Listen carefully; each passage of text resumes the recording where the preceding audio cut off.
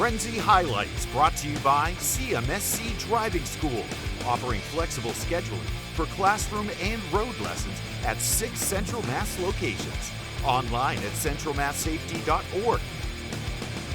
The Friday Night Football Frenzy is presented by the law offices of Joseph J. Cariglio and Bay State Savings Bank. Coming up next on the state semifinal edition of the Frenzy, St. John's is on a quest for the repeat as the Pioneers face Springfield Central.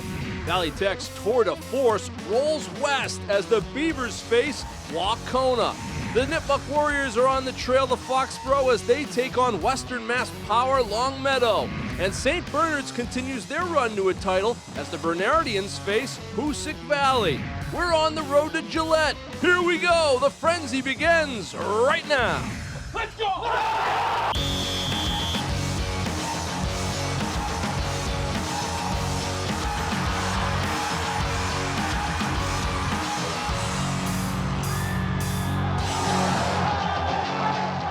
Hello, everyone, and welcome to the state semifinal edition of the Frenzy. Kevin Shea, Andy Lacombe. Pretty surprising day for Central Mass. I think they did very, very well today against the best in Western Mass football-wise. Yeah, you never really know. I mean, Central Mass, are they up, are they down against Western Massachusetts? Western Mass comes in every year with a little bit of an axe to grind with CMass. Yeah. And CMass doesn't disappoint generally. No, they go out there. They don't like Western Mass and they either. stick at the Western Mass a little bit. They're ready for a fight. Basically, they're ready for a fight. Yeah, always. All right, St. John's and Springfield Central. And this was a rematch. These two teams played early in the season. St. John's changing things up a bit. They've been playing great football as of late. Defending their D3 title. First quarter, Central's powerful offense. Attack is on the march. Kwame Kyle's on the sweep, and Kyle's taking it deep into St. John's territory. Next play. And it is Kyle's again. Kyle's through a big hole. Turns on the Jets. And he's gone for the touchdown. 7-0 Golden Eagles. St. John's answering. 4th and long from their own end. Colin Schofield picking up the snap. Fires a dart downfield to Jay Brunel. Brunel makes a fantastic catch. Looks like he's posing like an Instagram model out there. What? What is right? Same drive. Now in the second, Schofield hits Shea Gallo-Colley. The senior touchdown machine scores again. PAT's no good. St. John's trails at 7-6. Central looking to answer. Maham Miller going for the end zone. But Nick Mazzucchelli makes an acrobatic pick in the end zone. Great defense from St. John's. Here come the Pioneers. Antonio Stakely on the swing pass. Stakely gets a good block on the edge. Tack on 15 yards on the penalty. St. John's is deep in the red zone. And then Schofield. Surveying the defense. Blitz is coming. Hits Brunel in the end zone for 6, and St. John's takes a 12-7 lead. You on Instagram, Kev? I am. Wow. But I only follow my nieces and nephews. Oh, okay. Not for long, though. Pop-up kick fielded by Quarry Bacotti. And look out. Bacotti or Bacote taking it the distance for the touchdown. Central retaking the lead 14-12. Doesn't he play for Nipmuc soccer? Different pronunciation. Different guy? Okay. Late in the first half, Central striking again. Tavarius Daniels in the flat.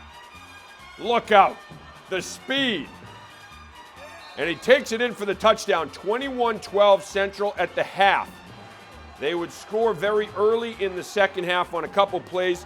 And the Golden Eagles defeat St. John's 56-20 to earn their first trip to the state finals. Sam Blake, the great Assumption star, a Central grad. Here's Nipmuc taking on Long Meadow D5 WPI. 7-0 Nipmuc. Richard Broney taking off for a big chunk of change here in the second quarter. It changed the field position on Long Meadow. Nipmuc would have to punt eventually in the drive. So Nipmuc D locking things down. Thomas Chesters with a big hit in the backfield on the quarterback. And so Long Meadow would have to punt from their own end zone. So late in the half, it set up a Nathaniel Gould, or Nate, 24-year-old field goal, made it 10-0. And you said he does everything. He did everything again tonight. 10-0. Only a junior. Third quarter, Long Meadow's Carlo Calabrese hitting John Bouvier behind the defense. And Bouvier scrambling for 6. It was 10-6, Nipmuc. The Warriors' offensive line was awesome, and they just pounded the rock. Joe Shalosky, tough run of the day. Look at this. 5, 6, 7, 8, 9. You put 11 guys in the box and bring your school bus down, and Longmeadow was not going to stop the Nipmuc ground game today. That sets up fourth quarter, same drive, Brony. This is just sums it up. Little stiff arm, and he's into the end zone. 17-6, Nipmuc. Longmeadow driving fourth quarter. Gould from the DN position. TFL. Tackle for a loss. That had forced Longmeadow into a field goal, made it 17-9. So then the Lancers, onside kick to the wrong guy. Gould! And there he goes. He's going to take it 50 plus the other way. His coach said if it was anyone else, I'd tell him to take a knee. But what the heck, Gould's just a player. He takes it in. Nipmuc's going to Gillette with a 24-9 win, and their defense backing it up today. As we've been telling our kids all year, we're not going to lose a close game. You're going to have to whoop us because we're not going to lose the close game because these kids hang in there and work hard and they don't give up. So if you're gonna beat us, you're going to have to beat us pretty good. Because we're not gonna give in. We're not gonna choke. Feels amazing. This is what we wanted the whole season, and we finally got it done. It's unbelievable. I mean, being able to be in the state semifinals 3 years in a row, finally getting it done this year is just amazing. Being able to play at Gillette, it's a perfect way to end this season. We're unbelievably excited. Scituate next for Nipmuc at Gillette. Old friends reuniting in Westfield. Blackstone Valley Tech and Wacona, the Division 7 state semis. Opening drive for BVT, Scott McKay. Going up top to Jordan Antea. Antea hauling it in with players all around him. Big catch for the Warriors. You know with his full name? Not JD? Yeah, down to the 18. I was. That's so Next play. formal. I'm thinking of Jordan Amaro. Jordan Amaro, big one. Next play, it's McKay to Jordan Amaro for the 18-yard touchdown. 7-0 BVT. Amaro had a big boy day on offense, according to his head coach, Jim Archibald. Western Mass champs coming up with a big play on defense. Connor Noyes picks it off in a big return, taking it down to the Beavers' 8-yard line. And it takes just one play for Wacona to cash in. Tim Clayton on the quarterback sweep. Rumbles into the end zone. The two-point conversion is no good, so BVT's up 7-6 at the half. Third quarter. BVT facing 3rd and 17 in a tough Wacona defense. McKay. Long ball to Connor Christensen. Christensen with a great read on the play. Hauls it in for the first down at the Wacona 30. Look at that guy with the big sunglasses on that BVT sideline over there. 4th and 8 now. BVT, McKay hits a wide open Amaro. Jordan Amaro. So yes. Now I'm mixing them up. Just Jordan Amaro going in for the touchdown. 14-6 Beavers through 3 quarters. Now in the 4th, Wacona threatening. Clayton's pass. Picked off by Ethan Lynch. AD Michelle Denise approves. Loves it. BVT's got the ball at their own 14-yard line. There's the superintendents over there. BVT needs a big drive, and they get it. 3rd and long for the Beavers. McKay hits Jared Loisel for the huge 3rd down conversion. A lot of big conversions on this drive. Same drive, 4th and long. McKay going deep for Amaro.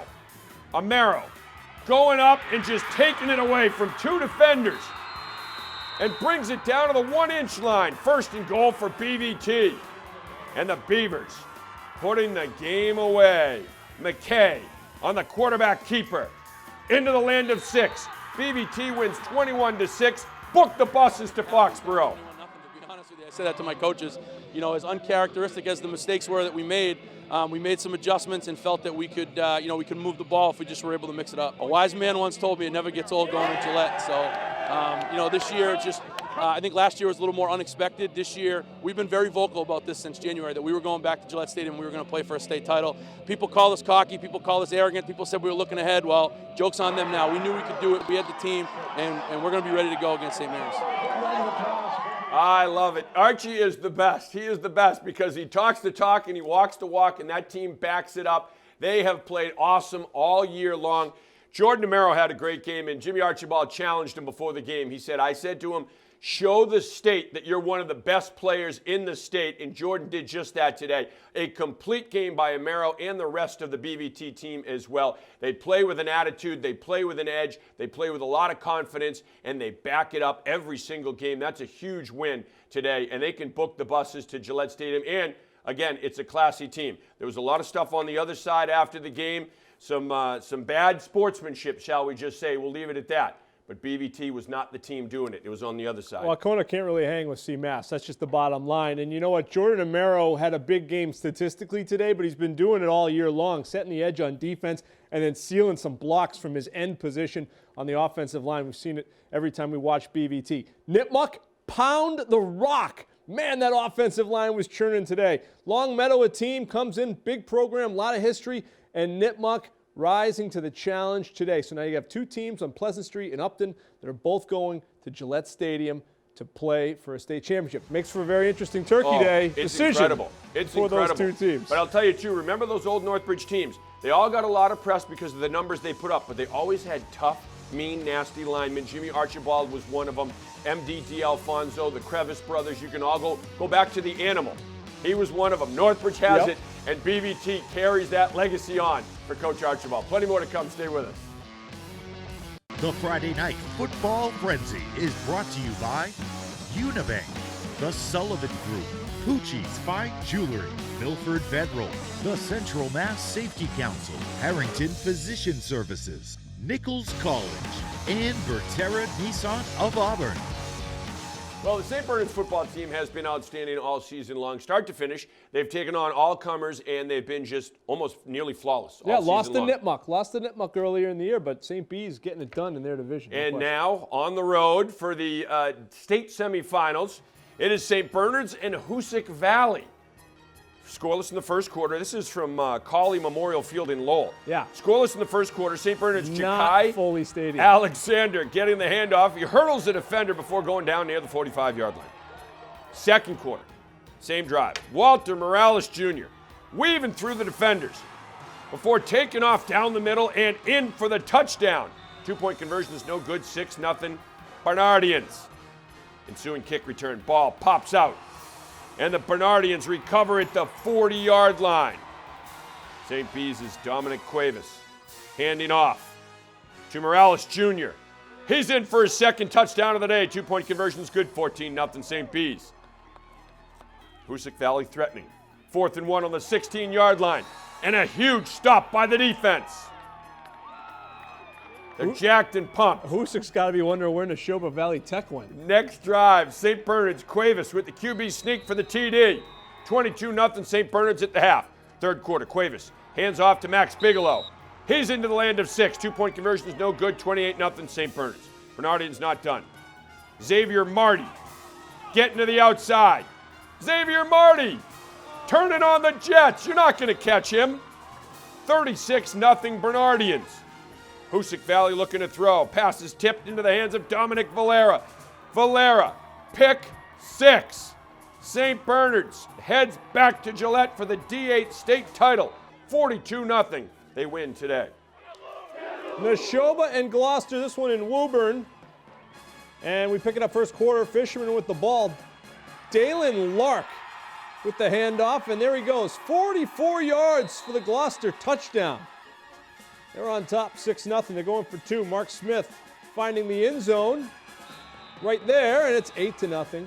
The Fisherman, Neshoba, looking to respond. First play from scrimmage. Alex Childs taking the carry and then putting the shoulder down. Big gainer for the Chieftains. Laying their drive, Sam Belinsky steps back, hits Smet Johnson for the touchdown. Neshoba down 8-6. Chieftains looking for 2 in the tie. It's Childs going in, and we are tied at 8. Second quarter, Neshoba going for it on 4th down. But it is broken up by Nicholas Allen. Gloucester takes over.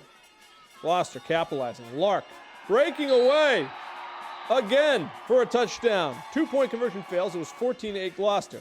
Under 2 minutes to play in the half. Neshoba's Troy Barksdale receiving the punt. Gets a nice return, and the Chieftains are in business just before the half. Need to convert a 3rd down. Belinsky hits Barksdale, who picks up the 1st down, and then some. Under a minute to play. Time ticking. Belinsky to Danny McNulty. And McNulty seeing nothing but green. The touchdown makes it 15-14 after the extra point. Neshoba runs away in the second half, and they're going back to Gillette. 32-14 the final. Large crowd at Hormel Stadium in Medford. They make a mean for chili. Littleton and Stoneham. Hey, Medfa. After scoreless first, we take into the second quarter. Stoneham second and goal inside the 1 yard line. Deshaun DeSace plowers in for the touchdown. Stoneham going for the extra 2. And they're into the end zone. It's 8-0 Stoneham. You ever had the corned beef hash? Littleton throwing. It is deflected and picked off by Stoneham's Seth Russell. Comes in a can. Several plays later, Probably Deshaun Neal throwing it to Seth Russell. Spins through a couple tacklers. First down. Put some saltines around that. Break it up in it. Something. Just eggs, to put the fire out. A couple eggs over easy. Later in the drive, Stoneham first and goal. Deshaun chasing for the touchdown. Stoneham going for 2. It's Seth Russell. He's in.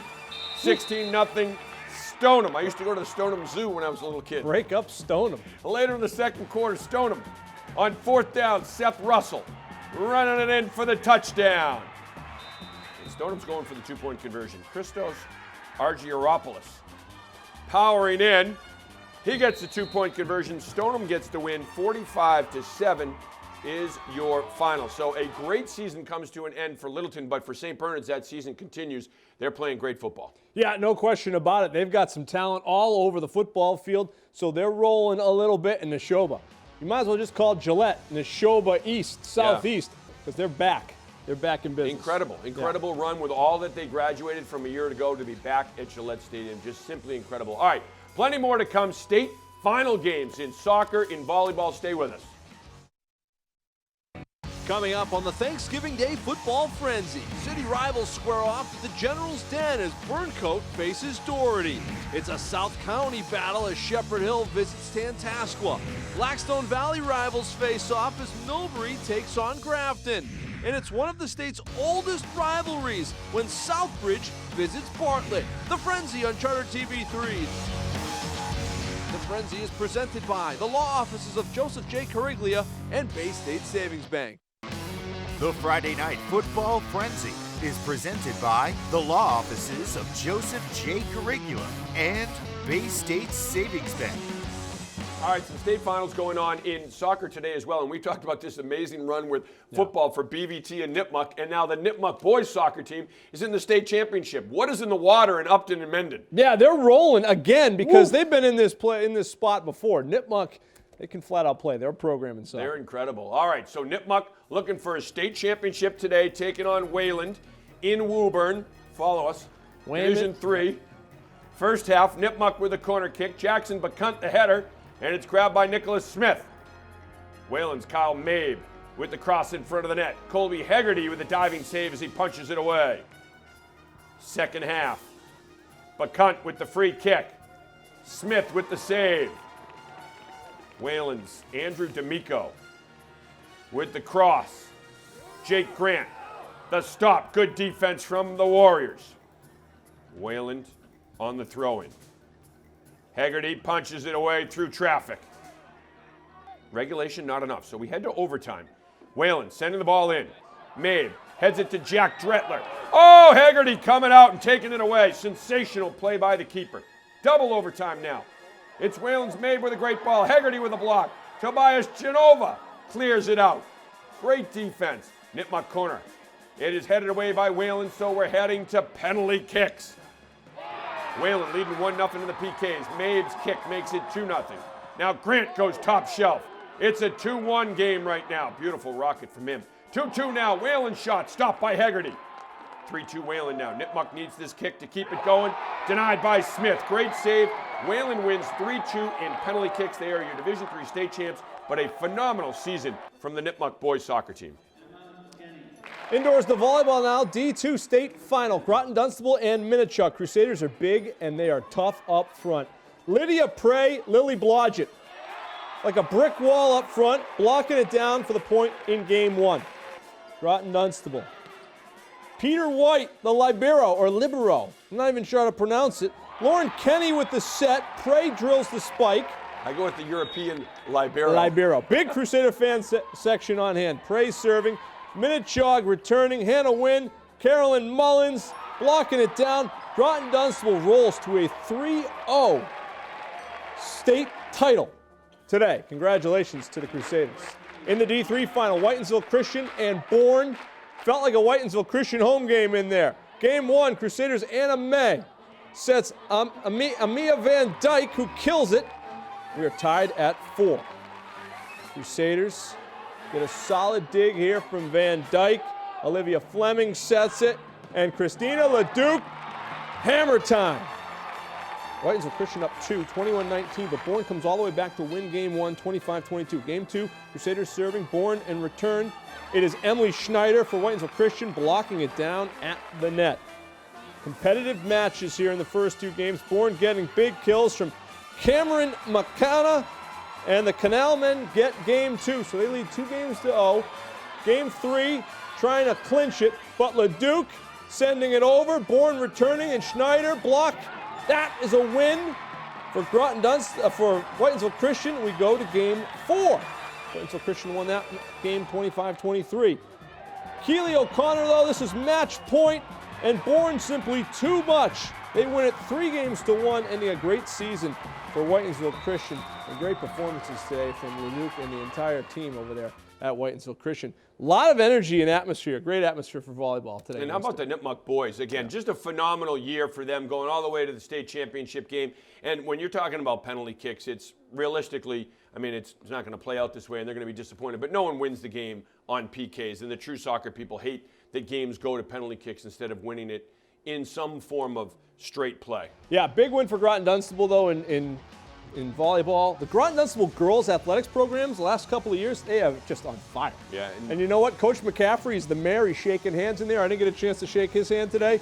He gets a big win. There's always a line to shake Everybody his likes hand. McCaffrey. They want to be should. around him. They want to shake should. his hand, get a picture with him. Whitensville Christian, too, a lot of young kids on that team. It's a good team. The Crusaders will be back. We'll be back, too, with Man of the Match. Stay with us.